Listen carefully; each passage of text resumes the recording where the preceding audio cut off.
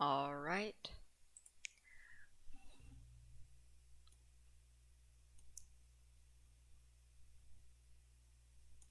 Let's see here. Since life is a nightmare and nothing is sacred, let's try again.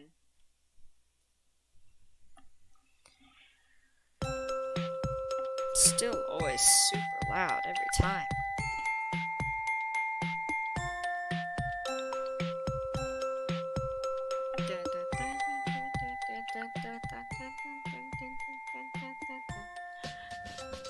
Alright. We're playing it. It's happening. New game, I swear. Yes, I want to start a new game.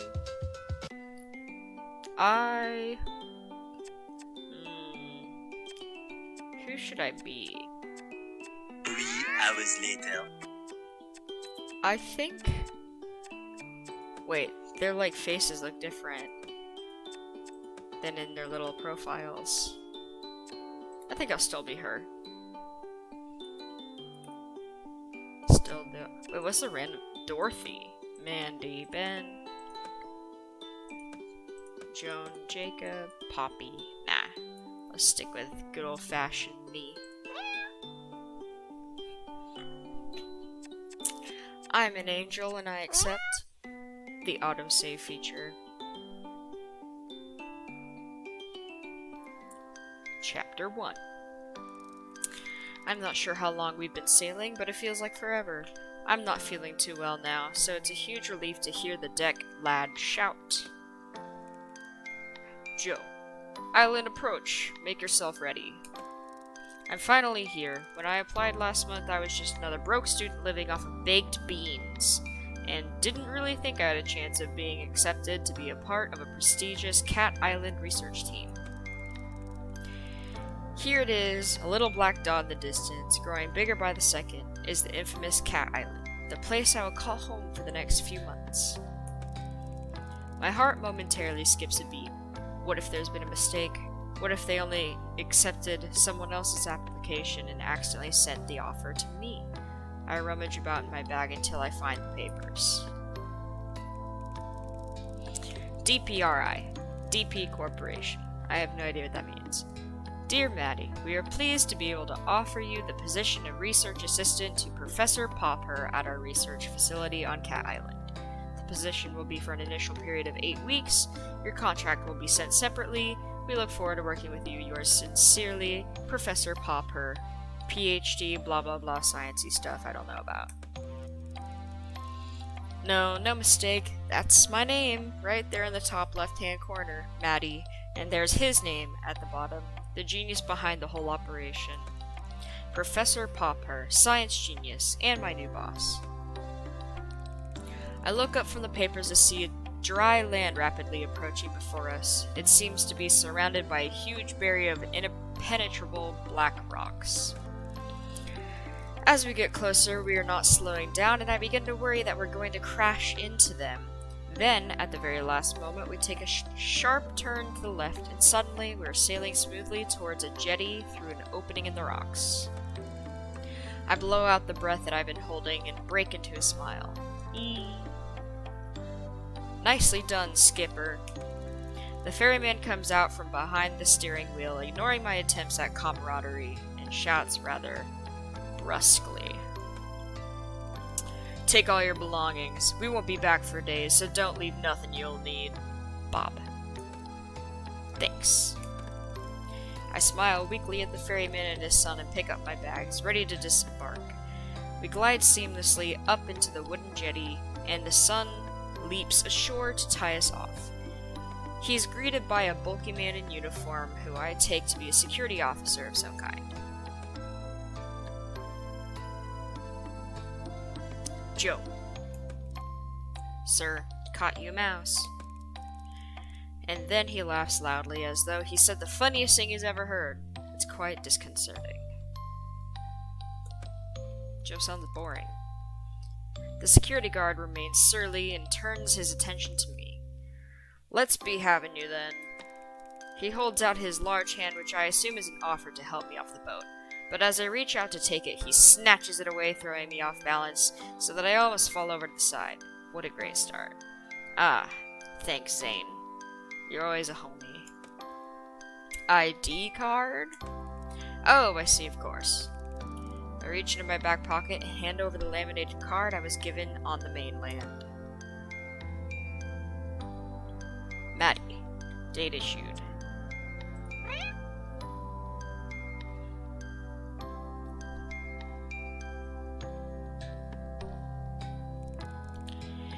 He barely looks at it before striding off, grunting over his shoulder.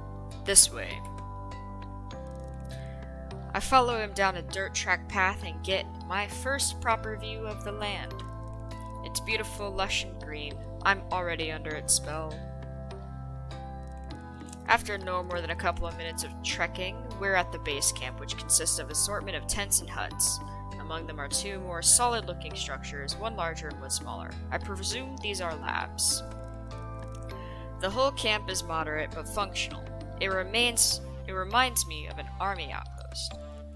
I'm struck by the lack of people. In fact, there's no one around apart from an older woman sitting outside, peeling a pile of potatoes. I smile and give her a little nod, but she just stares back at me. Miss Marigold. I try not to get paranoid.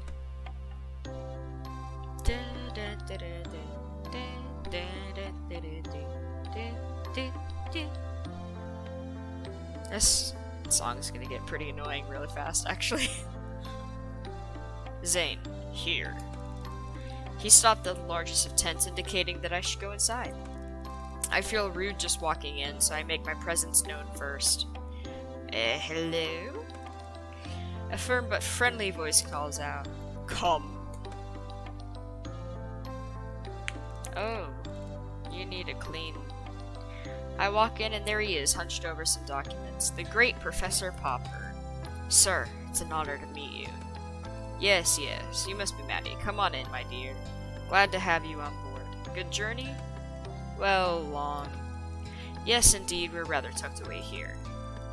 Let me offer you some refreshment. Water, coffee, something stronger perhaps, whiskey? Are we getting crunked?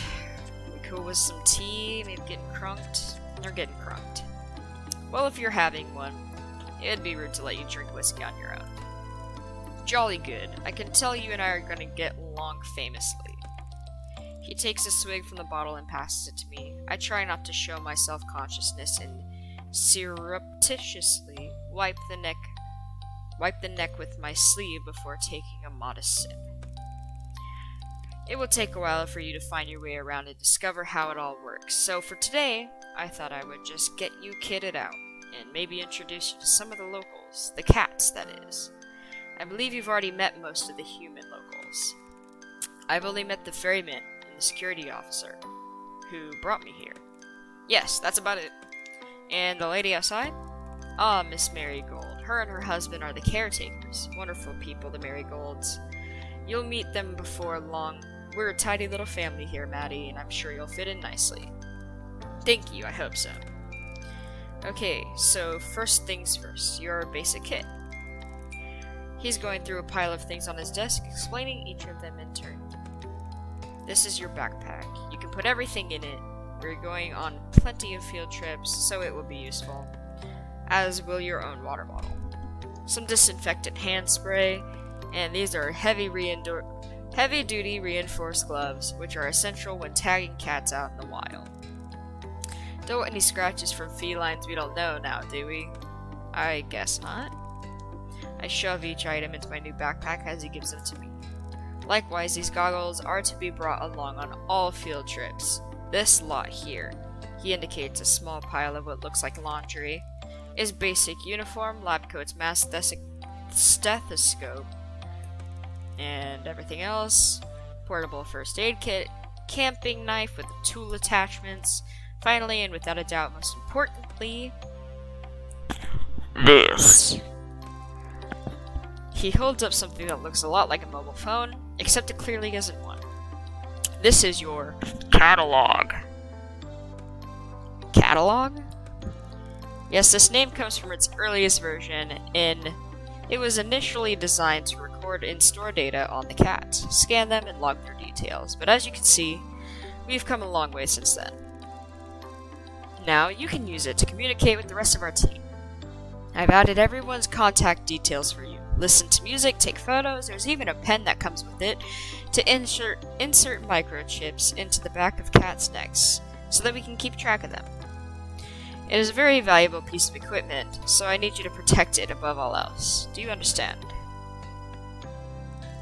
He is looking me directly in the eye and clearly expects a response. Yes, of course. I will look after it. Good. You'll get to know all the functions as you go along, but for now, I suggest we take a stroll out and see if we can't find a few new friends to introduce you to, so that you can try it out. He hands me the gadget. I feel a bit nervous taking charge of it, but also really keen to have a go.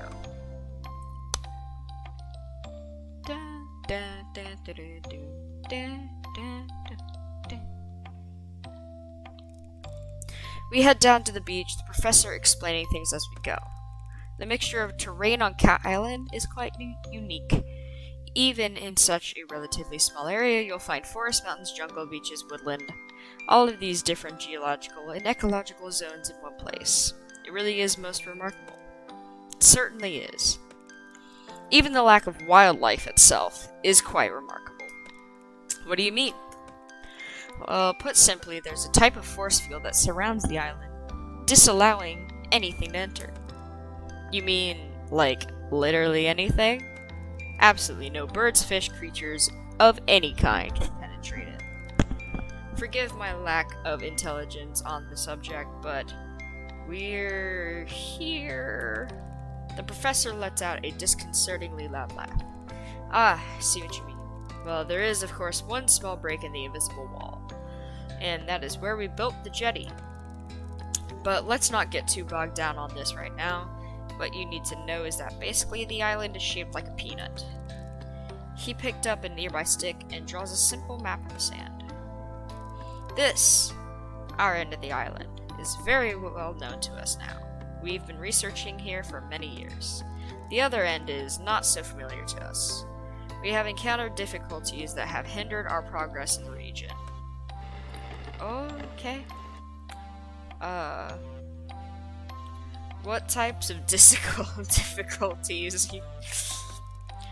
Well, we're not sure as we'd like to be, but I can tell you that the environment has adverse effect upon humans, inducing nausea at the very least. And at the worst? Fainting, migraines, possible nerve damage, you know, the general, the usual.